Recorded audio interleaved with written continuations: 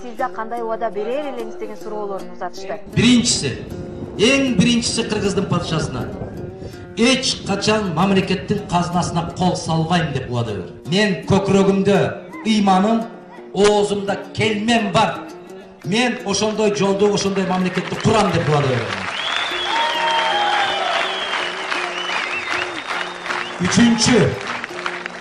Үчүнчү убада. Биздин Кыргыз мамлекетинде жетим менен жесир, мунжу менен майып, бейкүнөө кишинин көзүн төкпөйм деп убада берем, Кудай кааласа. İnsanlarımızga karata kanday жардам көрсөтөбүз. Россияда иштеп жүргөндөр Кыргызстанга кайтат. Кайтат Кудай кааласа. Себеп менин пландарымда ушундай көз караштарым бар. Кудай кааласа, Россия, Казакстан, Өзбекстан, Тажикстан, Белоруссия, Армения. Биз бир бүтүн өлкөгө айланабыз, Кудай кааласа. Көрөсүздөр. Ким кайсыл жерде жүрбөсүн, өз үйүндө жүргөндөй боло турган күндөр келет, ишениңиздер. Президенттик кызматка талапкер Адахан Мадумаров учурда Ош облусунда шайлоочулар менен жолугушууларды өткөрүүдө.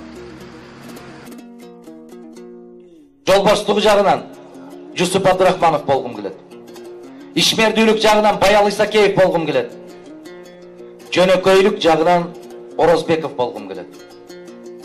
Иштермандык жагынан, сөзгө чечендик жагынан Исхак Разаковтай болгум келет. Өтө кытмыр бардык нерсени иштеп ордуна коюп, мана Бишкекте алатой анты кылып көркүнө чыгарып койгон Турдак Нусубалиевди иштегим келет. Мен ыйлап жаткан бала болсо, минип бараткан машинасынан түшө калган Абсамат Масалиштей болгум келет. Менин күмүрлерим ошо кишилер. Маңдайыма буйруп калдайган калың эл колдоп буйруп барып калган болсом, мен сиздер менен кеңешип, акылдашам. 93-жылы 5-майда кабыл алган конституцияны кайрадан ордуна коюшубуз керек. Бизде барекеттин баары биринчи референдум өткөргөндөн башталган. Ошондон бери адашып жүрөбүз. Бирөө айтты Швейцария болобуз, бирөө айтты Япония болобуз, азыр Түркия боло албай кыйналып атабыз. Мен Кыргызстан бойдон калганын каалайм.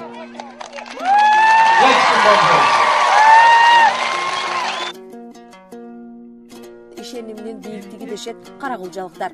Сизге суроо, эгер сиз президент болуп калсаңыз, чет элде жүргөн балдарыбызга кандай жардам көрсөтө аласыз? Президенттик сизге гана буйрусун дейт. Рахмат. Мен чет өлкөдө жүргөн биздин жигиттерге, кыздарга кандай жардам көрсөтөм? Алардын баары Кыргызстанга кайтып келип иш менен камсыз болот. Ушунан өткөн жардам жок. Энесинин атасынын алдында болот, Кудай кааласа. Ишенип коюңуздар. Кыргызстанда тартип орногондо ушундай чоң завод, фабрикалардын курулушу башталат. Жол курулушу, гидроэлектростанциянын курулушу башталат.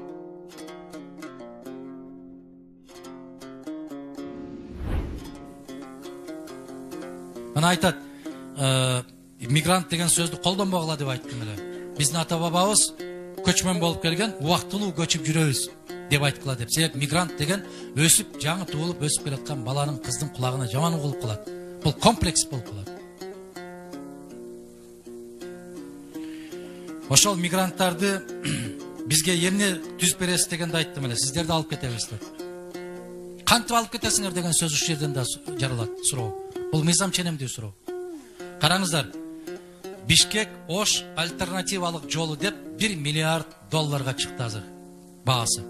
Анын дагы курулушу күмөн. Ошондой акчаны ким төлөйт? Биздин карызга алып атат ал. Биз төлөйбүз. Биздин балдар төлөйт. Бүгүнкү Россия, Казакстан башка жакта жүргөндөрдүн балдары төлөйт. Ошонун ордуна мына Акмат Келдибеков каражат жагынан жакшы мыкты адис эмгек сиңирген киши адис ушул $1 миллиарддын ордуна $50 миллион турган заводдон 20-ны курса болобу эле? 20 завод түшөт, туура Акмат Келдибеков. Эң мыкты деген заводдордон 20 завод түшөт. $50 миллион завод. А 10 миллион, 7-8 миллион кичи заводдор, фабрикалар толтура го. Мына караңыздар, 2 бөлмө батирди алып алып, тигүүчү цех деп алып ачып иштешип атат. 2 бөлмө батир. 2 бөлмө батирин $40,000. Ошонун баарын бир жерге келиштирип, Нарынга бирди, Ошко бирди, Көлгө бирди, ушундай кылып бөлүп, кластерный кылып бөлүп, ар биринин өзүнүн окатын кыла турган. эт комбинаттарын курса, мына алып барып алып 80 000 тонна кече кайтты. Биздин жер жемиштер Россиядан. Ошону ушул жерден айландырып, ороп, банкага салып, жакшынакай кылып, тамат кылып жиберсең, болобу, бузулбайт ба? Баасы 4-5 эсе көтөрүлүп атпайбы? Ошого көп акылдын кереги барбы? Мультимиллионер болгон киши кантип болду экен эгер ушул нерселерге көп паами жетпесе? Эмне несебинен болду? Мен бизнесмен эмесмин. Этти сатсаң, бир торпокты жетелеп чыгып барып сатсаң, 15 000 сомго сатасың. Туурабы ооба? 15 000 сом болуп атат. Аны шашпай, кассапка коюп алып, тилип отуруп сатсаң канча болот? 22 000, 23 000 болот. Болбойбу бизге, жарашпайбы ошондой болсо. 3 күн кармалып турса, чирип кетет деп коркуп атабыз. А ошону чиритпей Бишкекте иштетип туруп алып барбайлыбы? Кандай дейсиздер?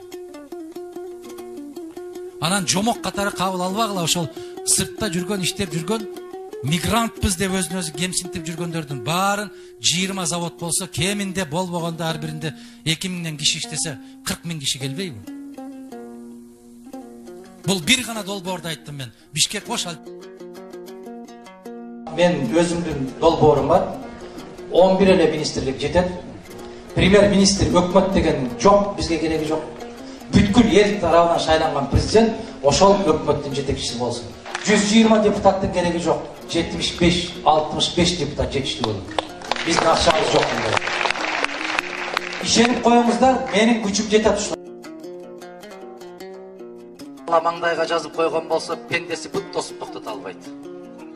Тескерисинче зоолосын көтөрүп койгон болсо, канча пендеси секирип аны токтото албайт. Сиздер себепчи гана болосуздар, пенделер. Себепчи. Бардык нерсе буйрук.